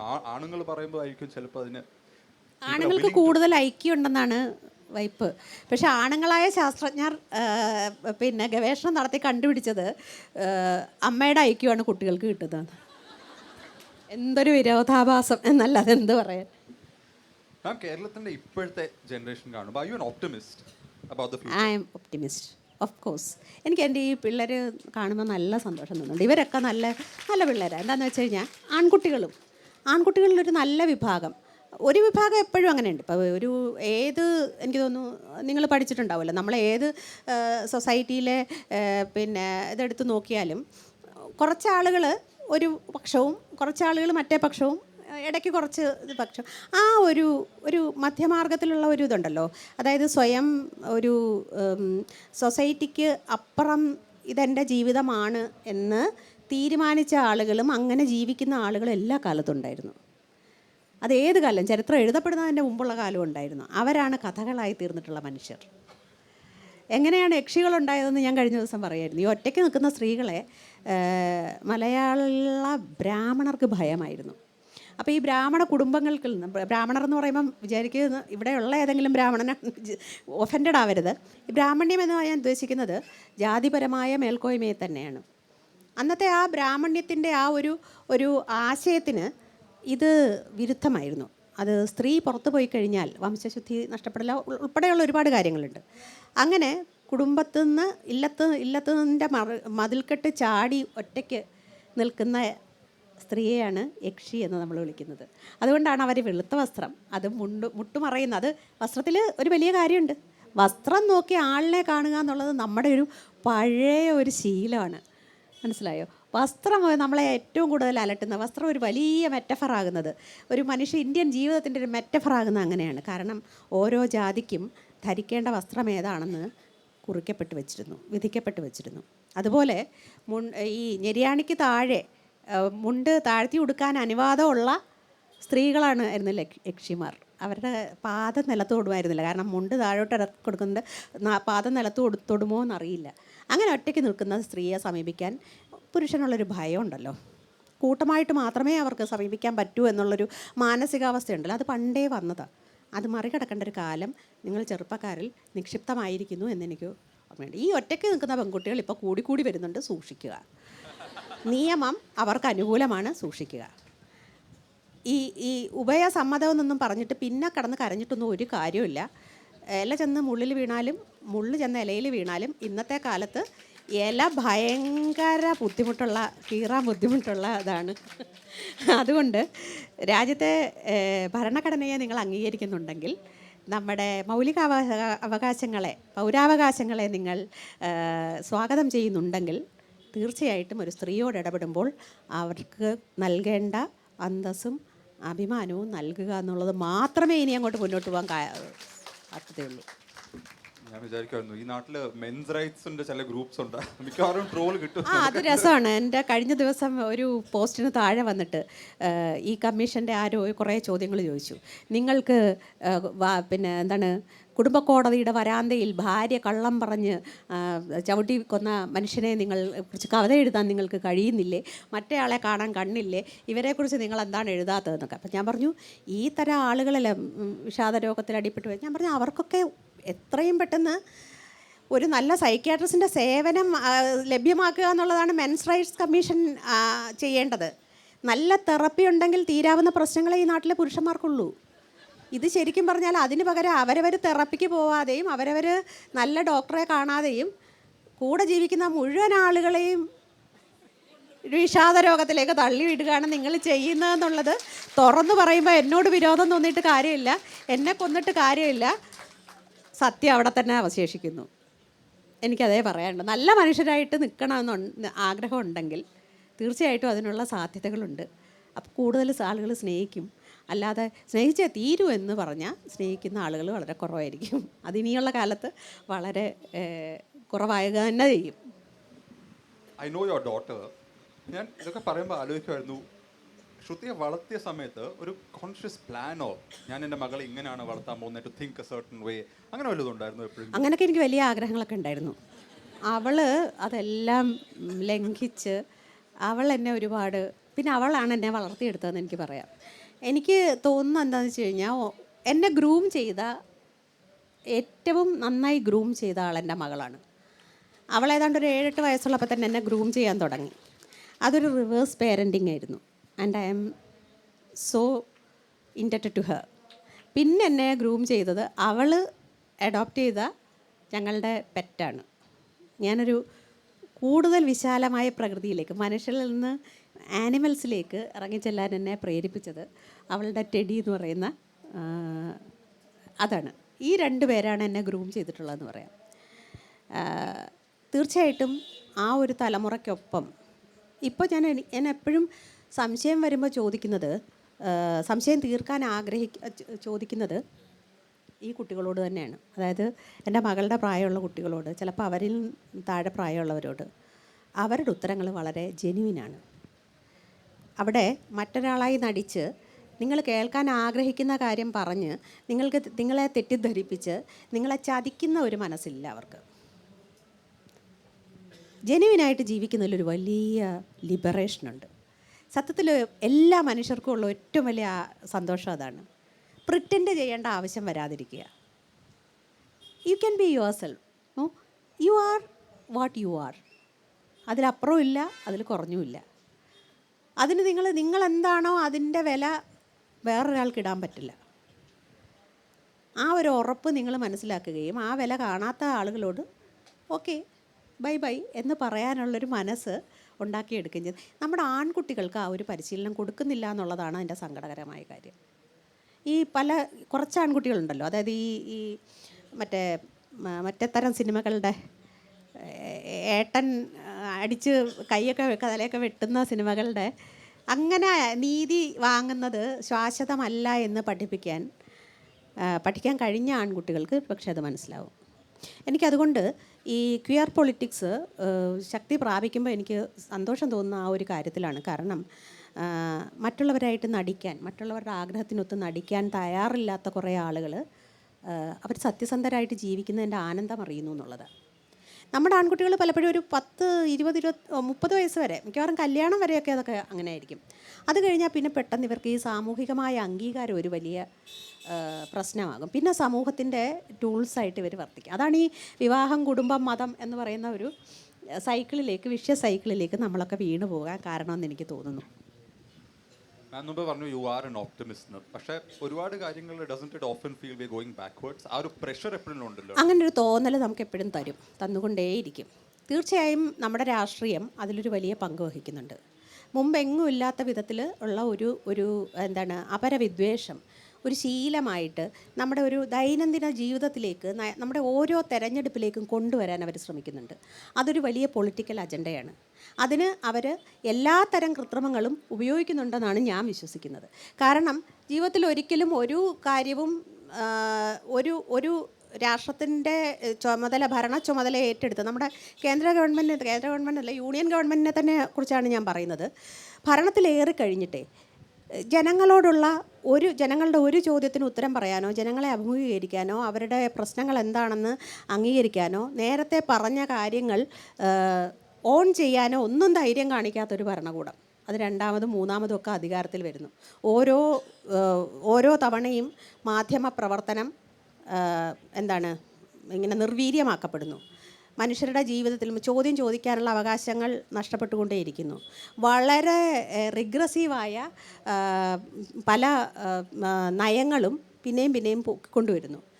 തീർത്തും അസത്യങ്ങളായ അസത്യങ്ങളോ യാതൊരു വിധത്തിലുള്ള ഫാക്ച്വൽ അടിസ്ഥാനമോ ഇല്ലാത്ത കാര്യങ്ങൾ നിയമമായിട്ട് കൊണ്ടുവരുന്നു. ഈ ഒരു സാഹചര്യത്തിൽ ഈ തെരഞ്ഞെടുപ്പിൽ മാത്രം അവർ സത്യസന്ധത കാണിക്കുമെന്ന് ഞാൻ എന്തുകൊണ്ടോ പ്രതീക്ഷിക്കുന്നില്ല. അതെനിക്ക് എൻ്റെ ഒരു കഴിവുകേടായിരിക്കും. നിങ്ങളിൽ ഏറെ പേരും അത് പ്രതീക്ഷിക്കുന്നുണ്ടെങ്കിൽ വളരെ സന്തോഷമാണ്. പക്ഷേ അതിൻ്റെ അപകടം ഇതാണ്, അതിലെ ആദ്യത്തെ ഇര സ്ത്രീകളായിരിക്കും. കാരണം ഏത് വിധത്തിലുള്ള റിഗ്രസീവ് ഭരണകൂടവും അതിൻ്റെ ആയുധങ്ങളായും അതിൻ്റെ അടിസ്ഥാന ശിലകളായും അതിൻ്റെ എല്ലാത്തരം അടിച്ചമർത്തൽ ഏറ്റുവാങ്ങാനുള്ളവരായും കാണുന്നത് സ്ത്രീകളെയായിരിക്കും. ന്യൂനപക്ഷങ്ങളോടുള്ള ആക്രമണത്തിൽ തുടങ്ങും, പക്ഷേ അത് സ്ത്രീകളോടുള്ള ആക്രമണത്തിലേ അവസാനിക്കൂ. അത് സ്ത്രീകൾ കഴിഞ്ഞാൽ പിന്നെ അടുത്തടുത്ത് ഓരോ സ്റ്റെപ്പായിട്ട് ഓരോ അവകാശങ്ങളായിരിക്കും പോകുന്നത്. അതിലേക്ക് പോകണോ വേണ്ടയോ എന്ന് തീരുമാനിക്കേണ്ടത് ഇതെല്ലാം തീരുമാനിക്കുന്ന ബുദ്ധിമാന്മാരായ ഐക്യു കൂടിയ അറിവ് കൂടിയ മനുഷ്യരാകയാൽ നിങ്ങൾ ശ്രദ്ധിച്ചിരിക്കുക എന്നുള്ളൊരു അപേക്ഷ എനിക്കുണ്ട്. അത്രമാത്രമേ എനിക്ക് പറയാനുള്ളൂ. പക്ഷേ ഇനിയുള്ള കാലത്ത് സ്ത്രീകളെ അടിച്ചമർത്തുക വലിയ പ്രശ്നമാവും. അത് അതിൻ്റെ പ്രത്യാഘാതങ്ങൾ കൂടി ഏറ്റെടുക്കാൻ തയ്യാറാകുക. സ്വാതന്ത്ര്യ സമരം അവസാനിച്ചിട്ടില്ല എന്നുള്ളതാണ്. സ്ത്രീ സ്വാതന്ത്ര്യ സമരം തുടരുക തന്നെ വേണം. കാരണം സ്ത്രീ സ്വതന്ത്രയാവുമ്പോൾ ആക്ച്വലി ഈ പുരുഷന്മാർക്ക് യഥാർത്ഥ ജീവിതത്തിൻ്റെ യഥാർത്ഥ സൗന്ദര്യം എന്താണെന്നും സമാധാനം എന്താണെന്നും തിരിച്ചറിയും. മനസ്സമാധാനം കിട്ടും, അതല്ലേ വലിയ കാര്യം. നമ്മുടെ സമയം കഴിഞ്ഞോ? On that optimistic note, audience question. Sorry. ഞാൻ മനുവിനോട് എന്തുകൊണ്ടാണ് നന്ദി പറയുന്നതെന്ന് വെച്ചാൽ, മനുവിൻ്റെ അവസാനത്തെ പുസ്തകം, ഇപ്പോൾ അവസാനത്തെ അല്ല, ഒടുവിൽ എഴുതിയ പുസ്തകം, ആ പുസ്തകത്തിലെ ഒരു വലിയ ഒരു മിത്ത് തകർക്കുന്നുണ്ട്. അതായത് മുസ്ലിങ്ങളാണ് ഹിന്ദുക്കളെ ഇത്രയും പീഡിപ്പിച്ചുകൊണ്ടിരുന്നതെന്നുള്ള ഒരു സംഗതിയെ ശരിക്കും തകർത്തിട്ട്, മറിച്ച് ബ്രിട്ടീഷുകാരാണ് ഈ തരത്തിലുള്ളൊരു വലിയ ഡിവിഷൻ ഉണ്ടാക്കിയതെന്നുള്ളത് അർത്ഥശങ്കയ്ക്കിടയില്ലാത്ത വിധം അത് കൊണ്ടുവന്നു എന്നുള്ളത് വലിയൊരു ഇതാണ്. ഈ ഹിന്ദു മതം എന്നുള്ളത്, ശ്രീനാരായണ ഗുരുവിനേക്ക് പോകാതിരിക്കാൻ നിവൃത്തിയില്ല. ഗുരു ആ കാലത്ത് 1920s പറഞ്ഞിട്ടുണ്ട്, ഹിന്ദു മതം എന്ന് പറയുന്നൊരു മതമില്ല, മറിച്ച് പലതരം വിചാരധാരകളുടെ മതവിശ്വാസങ്ങളുടെ ഒരു കളക്ഷനാണത് എന്നുള്ളത്. 9 മതങ്ങളാണ് അദ്ദേഹം അത് പറഞ്ഞത്. ആ മതങ്ങളൊന്നും നമുക്കിന്നറിയില്ല. സാഖ്യമതം നിങ്ങൾക്കാർക്കെങ്കിലും എന്താണെന്നറിയാമോ? ഇല്ല. വിശിഷ്ടാദ്വൈത മതം എന്താണെന്നറിയാമോ? ഇല്ല. ശാക്തേയ മതം, ഇതൊക്കെ ചേർന്ന ഒന്നാണ് നമ്മൾ ഇന്ന് ആരാധിക്കുന്ന അമ്പലങ്ങളെല്ലാം. ഇതിലേതൊക്കെയോ ആയിരുന്നു. ഇതേപോലെയുള്ള ഡിവിഷനുകളും വിഭാഗീകരണവും മറ്റ് മതങ്ങളിലും സമുദായങ്ങളിലും ഉണ്ട് എന്നുള്ളതാണ് നമ്മളതേക്കുറിച്ച് വായിക്കുമ്പോൾ കൂടുതൽ മനസ്സിലാകുന്നത്. അതുകൊണ്ട് വിഭജിക്കപ്പെടാതിരിക്കാൻ നമ്മൾ ശ്രദ്ധിക്കുക എന്നുള്ളത് മാത്രമേ ഉള്ളൂ ഒരു പൗരൻ എന്ന നിലയിലും എഴുത്തുകാരി എന്ന നിലയിലും എനിക്ക് അപേക്ഷിക്കാനുള്ളത്. Thank you, ma'am. We'll open it up to questions. I think first question there. ചെറിയൊരു സമയപരിമിതിയുണ്ട്, so I kindly request the audience to keep their questions a little short and crisp so speakers can address them. How much സമയം do we have? 12 minutes. 10 minutes. 12 ഉണ്ടല്ലോ എൻ്റെ. Okay. എൻ്റെ പേര് ഗിരിജ. ഈ സെഷനിൽ ഞാൻ വന്നത് മനുവും മീരയും ഒരേപോലെ സംസാരിക്കും എന്ന് വിചാരിച്ചാണ്. ഞാൻ വളരെ ഡിസപ്പോയിൻറ്റഡ് ആയി. ഇതുകൊണ്ട് മീരയോട് സ്നേഹമുള്ള ആരും എന്നെ ഞാൻ ഇറങ്ങിപ്പോകുമ്പോൾ അറ്റാക്ക് ചെയ്യരുത്. അപ്പോൾ നന്ദി. അല്ല അങ്ങനെയല്ല, മനു ധാരാളം സംസാരിച്ച് കഴിഞ്ഞു. 10 മണിക്ക് ഒരു സെഷൻ ഉണ്ടായിരുന്നു. ഇനിയും മനുവിൻ്റെ സെഷനുണ്ട്. എനിക്ക് ഈ ഒരു സെഷനേ ഉള്ളൂ. ഇതാണ് പുരുഷന്മാർ പറയുന്നത്, സ്ത്രീകളുടെ ശത്രുക്കൾ സ്ത്രീകൾ തന്നെയാണ്. അതൊരു അല്ലല്ല, that's all right. 10 മണിക്ക് there was a session. Here it was a dialogue, so no, never mind, there'll be future sessions. Thank you, ma'am. നമുക്ക് അടുത്ത വർഷമാവാം. അടുത്ത ക്വസ്റ്റ്യൻ. മനുവിൻ്റെ ആരാധകരാണ് കേട്ടോ, എന്നെ തല്ലാതിരുന്നാൽ മതി. ആരും തല്ലില്ല. മാമിനോടാണ് ക്വസ്റ്റ്യൻ ചോദിക്കുന്നത്. ആർത്തവം അശുദ്ധിയല്ല എന്ന് മാം പറഞ്ഞു. അറ്റ് ദ സെയിം ടൈം നമ്മളിപ്പം ആർത്തവ അവധിയെ, അത് വേറെ, അത് അശുദ്ധിയായിട്ട് ബന്ധപ്പെട്ടതല്ല, അത് ശാരീരിക അവസ്ഥയുമായിട്ട് ബന്ധപ്പെട്ടതാണ്. അത് അശുദ്ധി ആയതുകൊണ്ടല്ല അവധി തരുന്നത്. എല്ലാ സ്ത്രീകൾക്കും, അതെ, എല്ലാ സ്ത്രീകളുടെയും പ്രശ്നങ്ങൾ ഒന്നല്ലാത്തതുപോലെ, എല്ലാ സ്ത്രീകളുടെയും ഹോർമോൺ ലെവലുകൾ ഒന്നല്ലാത്തതുപോലെ, എല്ലാ സ്ത്രീകളിലെയും ആർത്തവമാകട്ടെ മെനോപോസ് ആട്ടെ, എനിക്ക് 7 കൊല്ലം നീണ്ട ഒരു മെനോപോസാണ് എനിക്ക് ഉണ്ടായത്. പക്ഷേ എല്ലാ സ്ത്രീകൾക്കും അങ്ങനെ ഉണ്ടാവണമെന്നില്ല. അതല്ല, ആർത്തവ അവധി വരുമ്പോൾ സ്ത്രീകളെ മേജർ പൊസിഷനിൽ നിന്ന് സൈഡ് ലൈൻ ചെയ്യാനല്ലേ ഉതവുള്ളൂ? അല്ല, അതാണ് പറഞ്ഞു വരുന്നത്. ആർത്തവ ദിനങ്ങളിൽ ശാരീരികമായ അസ്വസ്ഥതകളും വൈഷമ്യങ്ങളും കൂടുതലുള്ള സ്ത്രീകൾക്ക് അങ്ങനെ ഒരു അവധി ആവശ്യമാണെന്ന് തോന്നുകയാണെങ്കിൽ അത് ചൂസ് ചെയ്യാനുള്ള അവകാശമാണത്. അതവരെ മാറ്റി നിർത്തലല്ല. അല്ല, നമ്മളിപ്പോൾ ഒരു ക്രിട്ടിക്കൽ പൊസിഷനിൽ ഇരിക്കുമ്പോൾ, നോർമലി ഞാൻ എം എ ടെക്നിക്കൽ പേഴ്സൺ, അപ്പം നമ്മൾ വളരെ ക്രിട്ടിക്കലായിട്ടുള്ള പൊസിഷനുകളിൽ ഇരിക്കുന്ന ലേഡീസ് ആർത്തവാവധി എന്ന് പറഞ്ഞ് നമുക്ക് ആ ക്രിട്ടിക്കലായ പൊസിഷൻസിൽ ഇരിക്കുന്ന സ്ത്രീകൾ ബുദ്ധി കൊണ്ടാണോ ശരീരം കൊണ്ടാണോ? സാധാരണ ബുദ്ധി കൊണ്ട് തന്നെയാണ്. അവര് നിർബന്ധിതമായിട്ട് അവധിയിൽ പോകണമെന്ന് ആരും പറയുന്നില്ലല്ലോ. ആവശ്യമുള്ളവർക്ക് ചൂസ് ചെയ്യാനുള്ളതല്ലേ. അതാണ് ഫെമിനിസത്തിന്റെ അടിസ്ഥാനം. എല്ലാ സ്ത്രീകളും ഇങ്ങനെ തന്നെ പെരുമാറണം, എല്ലാ സ്ത്രീകളും ശക്തരായിരിക്കണം, എല്ലാ സ്ത്രീകളും മസിലുണ്ടാക്കണമെന്ന് നമുക്ക് പറയാൻ പറ്റില്ല. അതാണ് ഫെമിനിസത്തിൻ്റെ. നിങ്ങൾക്കൊരു ചോയ്സ് ഉണ്ട്. നിങ്ങൾക്ക് ആർത്തവത്തിന് അവധി വേണമോ വേണ്ടയോ എന്ന് ചൂസ് നമുക്ക് ചെയ്യേണ്ടത് ചൂസ് ചെയ്യാനുള്ള ഓപ്പർച്യൂണിറ്റി കിട്ടിക്കഴിഞ്ഞാൽ ആ. നോർമലി അങ്ങനെയുള്ള ക്രിട്ടിക്കൽ പൊസിഷനുകളിൽ നിന്ന് ലേഡീസിന് കാരണം മാഡത്തിൻ്റെ പേരെന്താണ്? എൻ്റെ പേര് സീനത്ത്. സീനത്ത്. ഞാൻ ഒരു കാര്യം പറയുമ്പോൾ ഒന്നും വിഷമിക്കരുത്. ഇത് തിരുവനന്തപുരമാണ്. ഏതാണ്ട് 75 അല്ല 80 വർഷത്തിന് മുമ്പ് ഇതേപോലെയുള്ള പല ചർച്ചകളും ഇതേ സ്ഥലത്ത് നടന്നിട്ടുണ്ട്. ഈ തിരുവനന്തപുരം അതിനൊക്കെ സാക്ഷ്യം വഹിച്ചിട്ടുള്ളതാണ്. ഈ മരങ്ങൾ അന്നുണ്ടായിരുന്നോ എന്നറിയില്ല. അന്ന് ചോദ്യം എന്തായിരുന്നു? കനകക്കുന്ന് കൊട്ടാരം എന്തായാലും കേട്ട് കാണും. കാരണം അന്നത്തെ ചർച്ച എന്തായിരുന്നെന്ന് അറിയാമോ? സ്ത്രീകൾക്ക് സർക്കാർ ഉദ്യോഗത്തിൽ പ്രവേശിക്കാമോ ഇല്ലയോ എന്നുള്ളതായിരുന്നു. അതിൻ്റെ തർക്കം എന്താണെന്ന് വെച്ചാൽ, സ്ത്രീകൾക്ക് അലിവും അൻപും ദൈവവും ഒക്കെയാണല്ലോ അവരുടെ പ്രധാനമായ ഗുണവിശേഷങ്ങൾ. ഇങ്ങനെയൊക്കെയുള്ള ഈ ഇതുകൊണ്ട് ഈ പാവപ്പെട്ട അബലകളായ ഈ തരുണീമണികളായ സുന്ദരികളായ ഈ പെൺകുട്ടികൾ എങ്ങനെയാണ് ഈ ഉദ്യോഗത്തിൻ്റെ കാഠിന്യമൊക്കെ സഹിക്കുക എന്ന് മാത്രമല്ല, അവർ എങ്ങനെ അവരുടെ ഗൃഹിണീധർമ്മം ഫലപ്രദമായി പാലിക്കും. കാരണം ഗൃഹിണിയായിട്ട് ചെയ്താലും നമുക്ക് സ്വർഗത്തിൽ പോകാൻ പറ്റൂ. അല്ലാതെ നമുക്ക് ഇവിടെ എന്ത് ചെയ്താലും ഉദ്യോഗം കിട്ടിയാലും പെൻഷൻ കിട്ടിയാലും അങ്ങോട്ട് പോകാൻ പറ്റില്ല. അവിടെ ചെല്ലുമ്പോൾ ഇതൊന്നും അല്ലല്ലോ ചോദിക്കുന്നത്. അപ്പോൾ അതുകൊണ്ട് ഇങ്ങനെയൊക്കെ ചോദിച്ച ആളുകളുണ്ടായിരുന്നു. അല്ല, സൈഡ് ലൈൻ ചെയ്യാൻ വേണ്ടി അല്ല, അതാണ് അത് സൈഡ് ലൈൻ ചെയ്യാൻ വേണ്ടി ഉപയോഗിക്കാവുന്ന ചില കാര്യങ്ങളുണ്ടാവും. ഇപ്പോൾ പ്രസവാവധി അങ്ങനെയല്ലേ? ഉന്നത പൊസിഷനിലിരിക്കുന്ന ഒരു സ്ത്രീക്ക് പ്രസവാവധി വേണ്ടെന്നാണോ പറയുന്നത്? ഇതൊക്കെ യൂണിയൻകാർ എത്രയോ കാലം അത് അടുത്ത തലമുറയെ വാർത്തെടുക്കുന്ന വളരെ പ്രധാനപ്പെട്ട ഒരു കൃത്യമായതുകൊണ്ട് ഉന്നത പദവിയിലിരിക്കുന്ന പുരുഷനും ഇപ്പോൾ പ്രസവാവധിക്ക് അപേക്ഷിക്കാം, കുട്ടിയെ നോക്കുന്നതിന് അപേക്ഷിക്കാം. അത് പരിഷ്കൃതമായ ഒരു സമൂഹം അതിൻ്റെ പൗരന്മാരെ, അതിൻ്റെ കുഞ്ഞുങ്ങളെ, അതിൻ്റെ അംഗങ്ങളെ സപ്പോർട്ട് ചെയ്യുന്നതിൻ്റെ സൂചനയാണ്. അല്ല, പ്രസവാവധി പോലെ അല്ലല്ലോ മാഡം. സോറി. ഓക്കെ, അവിടെ പുറയിൽ ആര്? ഈ സൈഡിലും വി ഷുഡ് ബി. മൈക്ക് കിട്ടും. അല്ല, മൈക്ക് ഒരാളുടെ കയ്യിലുണ്ട്. ഐ തിങ്ക് ഇറ്റ്സ് ഓൺ ആയിരിക്കണം. Or not? ഈ സൈഡിൽ ചോദ്യമുണ്ടോ? Okay, Manu sir, this is to you. Now, in most of your novels or history novels, we find the footnotes, and as you told, footnotes reveal statistics and data. My question is, from this, how do you go into the story of your writing? It's actually, everything ma'am said. I'll give you an example. Panda Indulekha ennu parna novel undairunnu. It's the second novel or so in Kerala. We can analyze that from a historical lens. I just wanted to know how your thought process goes into that. Exactly. So if I'm reading something like Indulekha, you actually look at how the author has presented the protagonist. Ee parne pole, she has all the graces of an English woman, valare saumyam, not very demanding. She's devoted to one man because annathe kalathe a woman could have more than one husband. Appo adonnum paadilla. Pudhiya oru morality varunnaanu. So you can analyze a work of fiction and see exactly what is going through that society at that time. സ്ത്രീകൾ എങ്ങനെ ആയിരിക്കണം versus what the reality is and how the author is trying to promote a certain idea of womanhood. അപ്പം you can get that out of literature. Anyway, സാറിന് ആ thought process അറിയണം എന്നുള്ളതാണല്ലേ ആഗ്രഹം? That is very man like, no? ഇവിടെ we should keep these guys also. ഞാൻ പറഞ്ഞതിനൊരു പ്രൂഫായി. സമയം കഴിഞ്ഞോ? നമുക്ക് ഒരു ക്വസ്റ്റ്യനും കൂടെ ലാസ്റ്റ് എടുക്കാം. ഇപ്പുറത്തൊന്ന് എടുക്കണേ. This side nobody has got a chance. ഇതുവഴി പോയിക്കോ.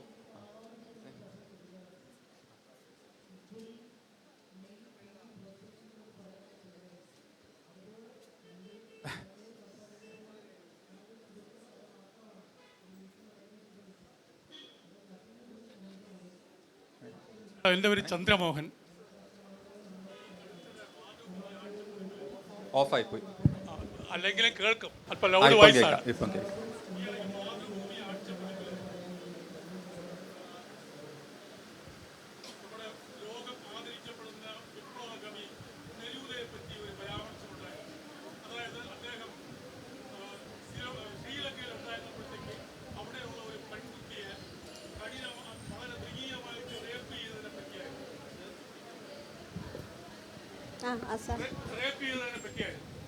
അപ്പോ അതിന്റെ ഒരു പരിണത ഫലം എന്ന് പറയുമ്പോഴത്തേക്ക് ചിലിയില് ഇവരുടെ ഇദ്ദേഹത്തിന്റെ പേരിൽ ഒരു എയർപോർട്ട് വരുന്നതിന് അവിടുത്തെ സ്ത്രീകളെ എതിർത്തിട്ടുണ്ടായിരുന്നു ചിലിയിൽ. പക്ഷേ അതേസമയം ഈ നമ്മുടെ നാട്ടിൽ സ്ത്രീ സ്വാതന്ത്ര്യമർദ്ദനിയെന്നും ചൈനീസ് വേശ്യയെന്നും നാരികൾ നാരികൾ നാരകീയാഗ്നികൾ വിശ്വവിപത്തിന്റെ നാരായണ എന്ന് പറഞ്ഞിട്ട് കവിത എഴുതിയതിന് ഇവിടുത്തെ സ്ത്രീകൾ ഏത് രീതിയിലാണ് പ്രതികരിച്ചത്? ഞാൻ ചോദിക്കുന്ന സാർ ഏതെങ്കിലും രീതിയിൽ പ്രതികരിച്ചിട്ടുണ്ടോ? ഉണ്ടോ? ഇവിടുത്തെ സ്ത്രീകൾക്ക് എന്നാണ് പ്രതികരിക്കാൻ നമ്മൾ അവകാശം കൊടുത്തിട്ടുള്ളത്? ഈ പിള്ളേരൊക്കെ ഞങ്ങളൊക്കെ ഉണ്ടല്ലോ, ആരും പറഞ്ഞിട്ടില്ല, നമ്മൾക്ക് ആരും വെള്ളിത്താലത്തിൽ വന്ന് വെച്ച് തന്നതല്ല.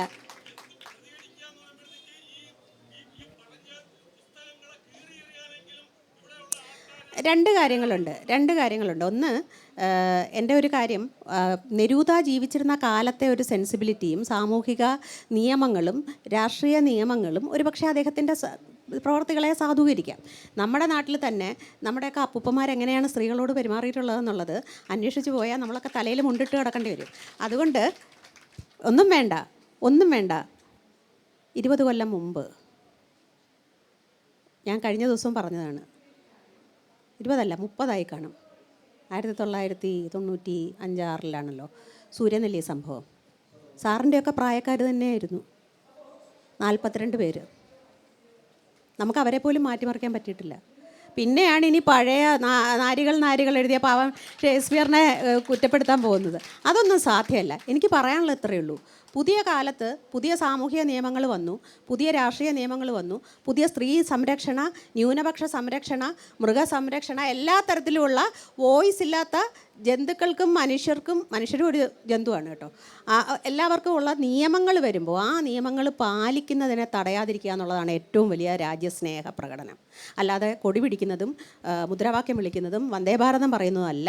മറിച്ച് നിങ്ങളുടെ രാജ്യത്തെ നിയമങ്ങളെ അനുസരിക്കുകയും എല്ലാ ജനങ്ങൾക്കും ഒരേപോലെ ജീവിക്കാൻ, ഒരേ അന്തസ്സോടെ ജീവിക്കാനുള്ള അവസരം നൽകുകയാണ്. നമ്മൾ ഞങ്ങൾ എന്ത് ചെയ്തു എന്നുള്ളത് ചോദിക്കാൻ എല്ലാവർക്കും ഇഷ്ടമാണ്. നിങ്ങൾ എന്ത് ചെയ്തു?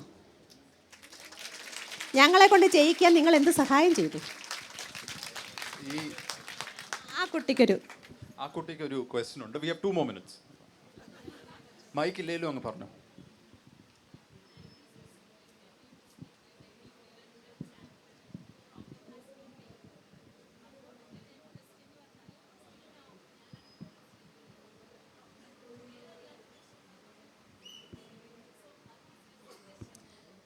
സത്യത്തിൽ ബെറ്റി ഫ്രീഡനെ ഒന്നും നമ്മളെ പഠിപ്പിച്ചിട്ടേ ഇല്ല. ഞാൻ എത്ര വയസ്സായി? 26. ഈ 26-ാം വയസ്സിൽ ബെറ്റി ഫ്രീഡനെ പറ്റി കേട്ടു. ഞാൻ കേൾക്കുന്നതാണ് 46-ാം വയസ്സിലാണ്. എനിക്കത് അറിയുകയില്ലായിരുന്നു. 1960s ഇങ്ങനെ ഒരു സ്ത്രീ അമേരിക്കൻ സാമൂഹിക നിയമങ്ങളെ വെച്ചിട്ട് ഈ സ്ത്രീയും പുരുഷനും ഒരേപോലെ ഈ നിലവിലുള്ള വ്യവസ്ഥയ്ക്ക് ഇരകളാണ്, ഇവർ രണ്ടുപേരും കഷ്ടപ്പെടുന്നുണ്ട്, ഇവരെ മോചിപ്പിക്കണം എന്ന് പറഞ്ഞ പാഠം നമ്മളെ പഠിപ്പിച്ചിട്ടില്ല. നമ്മളെ പഠിപ്പിക്കാത്ത ഒരു വലിയ പാഠം അതാണ്. നിങ്ങൾ ഭരണഘടനയുടെ അടിസ്ഥാനമായ മൂല്യങ്ങൾ നമ്മളെ പഠിപ്പിക്കുന്നില്ല, ശീലിക്കാൻ പഠിപ്പിക്കുന്നില്ല. 2, ഫെമിനിസത്തിൻ്റെ പാഠങ്ങൾ നമ്മളെ പഠിപ്പിക്കുന്നില്ല. സ്ത്രീകളുടെ സ്വാതന്ത്ര്യ വാഞ്ചയെക്കുറിച്ച് നിങ്ങളെ പഠിപ്പിക്കുന്നില്ല.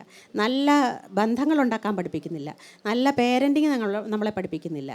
രാഷ്ട്രീയം എന്താണെന്ന് നമ്മളെ പഠിപ്പിക്കുന്നില്ല. അപ്പോൾ അതിൻ്റെ ഒരു പ്രശ്നമാണ്. നമ്മളിത് തേടിപ്പിടിക്കുകയേ നിവർത്തിയുള്ളൂ. ബെറ്റി ഫ്രീഡനെയും ജബൻഗീറിനെയും പിന്നെ സിമോൺ ദി ബൊവെയൊക്കെ ഞാൻ വായിക്കുന്നതും കേൾക്കുന്നതൊക്കെ വളരെ കാലത്തിന് ശേഷമാണ്. അപ്പോഴേക്കും അവരൊക്കെ കണ്ടെത്തിയ കാര്യങ്ങൾ ഞാനും എൻ്റെ ജീവിതത്തിലൂടെ കണ്ടെത്തി കഴിഞ്ഞു. അതുകൊണ്ട് ഞാൻ അതിനെ എൻഡോസ് ചെയ്യാം. ഓരോ സ്ത്രീക്ക് അവരെന്താണ് എഴുതിയതെന്നുള്ളത് അവർ ജീവിച്ച് തീരാറാവുമ്പോഴത്തേക്കെല്ലാം മനസ്സിലാകും. പക്ഷേ അവരതൊക്കെ നേരത്തെ കണ്ടിരുന്നു. ഇത് പഠിപ്പിച്ചിരുന്നെങ്കിൽ നമ്മൾ കുറച്ചുകൂടെ നന്നായിട്ട് ചിന്തിച്ചേനേന്ന് തോന്നുന്നു. ആളിനോ ഒരു ചോദ്യം കൂടെ വേഗം ചോദിക്കണേ.